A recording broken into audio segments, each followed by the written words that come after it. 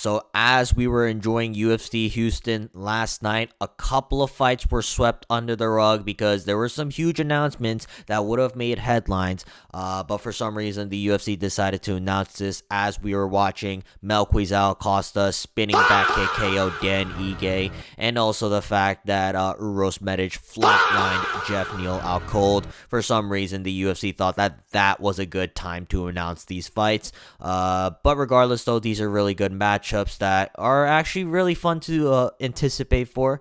And I'm going to be talking about all of these matchups that the UFC announced during UFC Houston. I'm going to go over these fights based on chronological order. So without wasting any more time, let's jump right into the video. The first fight we're going to talk about for April, Renato Moicano versus Chris Duncan for the main event of an Apex card.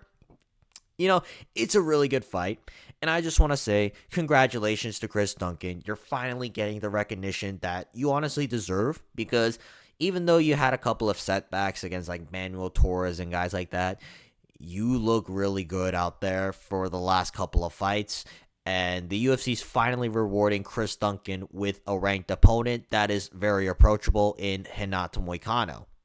That being said, though, this is kind of weak for the main event. You can argue that Chris Duncan isn't exactly ranked caliber just yet. I don't know. We'll have to see when he fights Renato Moicano.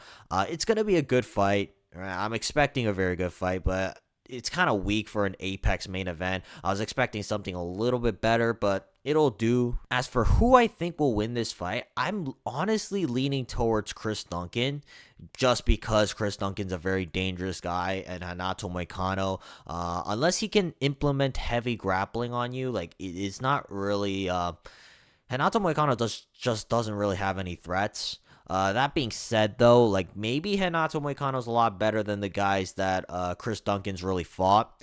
And maybe Renato Moicano can figure something out, but I just think over the course of 5 rounds, Chris Duncan's going to push a pace. He's a tough motherfucker, and if you don't have the ability to put him away in the first round, Chris Duncan is going to be a nightmare for you to deal with as you get into the later rounds of a fight. So I'm leaning towards Chris Duncan for now. But I'm going to do some tape study, and then we'll decide when the week comes between Renato Moicano and Chris Duncan. Moving on to the flyweight title fight between Joshua Van and Tatsuro Taira. I'm not going to lie, this is not what I thought was going to be for UFC 327. Because I thought that there were other contenders that were clearly in line for the belt. And don't get me wrong, Tatsuro Taira, he's very good. All right, he is very good. I do realistically think that he has a chance to beat Joshua Van. But keep in mind, Tatsuro Taira, I feel like he should be like the number 3 option. We have Manel Cap, who just flatlined Brandon Royval, who beat Tatsuro Taira not that long ago. We also have Alexandre Pantoja, who honestly made a quick recovery, so he should be considered over Taira. I'm just surprised as to why the UFC did this in Miami. Like, if the UFC was to go to Tokyo to set this up, I'll be like, all right, fair enough. All right, that it just makes a lot of sense.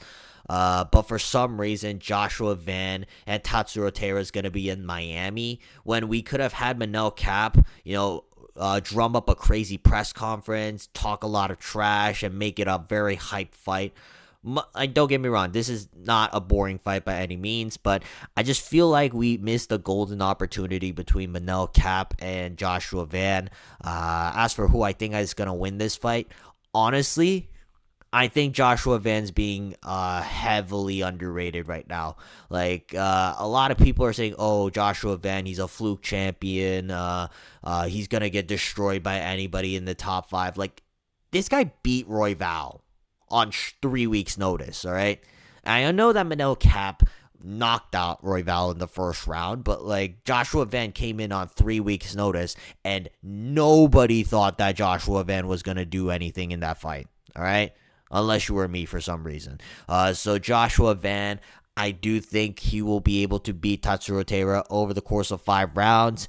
He's been preparing for heavy grapplers like Pantoja in the past, and I think on the feet, although Tatsuro Taira, he's been improving, Joshua Van is just different when it comes to distance management, and I think over the course of 5 rounds, Joshua Van has the better gas tank, and he will be able to just kind of break apart Tatsuro Taira as the fight progresses, but I would be shocked if Tatsuro Taira wins, right? He is objectively the best pure back taker in the flyweight division. And in terms of jiu-jitsu, I think he's better than Pantoja, whereas Pantoja, he's a little bit more well-rounded in exchange. But I think Joshua Van, I believe that he'll win this fight. But if Tatsuro Taira wins, I'm not going to be too shocked. I'm high on both of these guys either way, and I'm excited for this fight regardless, even though we have Manel Cap as the clear number one option, in my opinion. Not the fight that I thought was going to be made, Sean Brady versus Joaquin Buckley. Sean Brady, I know he thought about moving down to 155, but I think he's abandoned that idea, which is very good because I don't think it's possible for him to make 155. Like, let's be realistic here. Now, Joaquin Buckley, on the other hand, I don't know. This is a very interesting stylistic matchup here. Like, is Sean Brady just going to ragdoll Joaquin Buckley? Right, like that's ultimately the question here. Now, Joaquin Buckley has the clear advantage on the feet because although Sean Brady, he's improved. If you have that knockout power and you prolong the exchanges on the feet with Sean Brady, like we've seen him getting TKO'd by Michael Morales and even before by like Bilal Muhammad. So it all depends on whether or not Joaquin Buckley can defend takedowns against Sean Brady, which I'm not going to lie. I think Sean Brady's got this one. Like, I just don't think Joaquin Buckley can improve his takedown defense that much within the span of, like, what? I guess, like, 10 months? Yeah, I just don't see it. Like, I understand that Sean Brady got knocked out by Michael Morales, but Michael Morales is kind of a freak of nature. And I was genuinely shocked when Michael Morales just bullied Sean Brady over the course of 3 rounds. I still think Sean Brady's really good. I think he's the overall best grappler outside of Islam Makhachev in the welterweight division.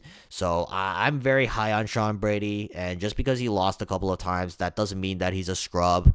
And don't get me wrong, I still love Joaquin Buckley as well. But right now, I'm leaning towards Sean Brady because I think the grappling advantage is just a lot bigger than the striking advantage. Because I think Sean Brady can do what Usman does, but on top of that, threaten a lot of submissions. Like the mounted guillotine will be there for Joaquin Buckley the second he gets a takedown. And I just don't know how Joaquin Buckley is going to necessarily deal with someone who has as good of jiu-jitsu as Sean Brady. So I'm leaning towards Sean Brady to get a submission win. But maybe not, all right? Maybe he gets TKO'd like what happened in his last fight with Michael Morales. But either way, very interesting matchup. Not what I thought would happen, but it's a very interesting matchup. So for once, Hunter Campbell actually did something right. Alright, that's going to be it for this video. If you guys want to see more videos like this, please make sure to like and subscribe so we can monetize this channel. But otherwise, leave any comments down below for video suggestions you have for me. And outside of that, I will see you guys next time. Peace.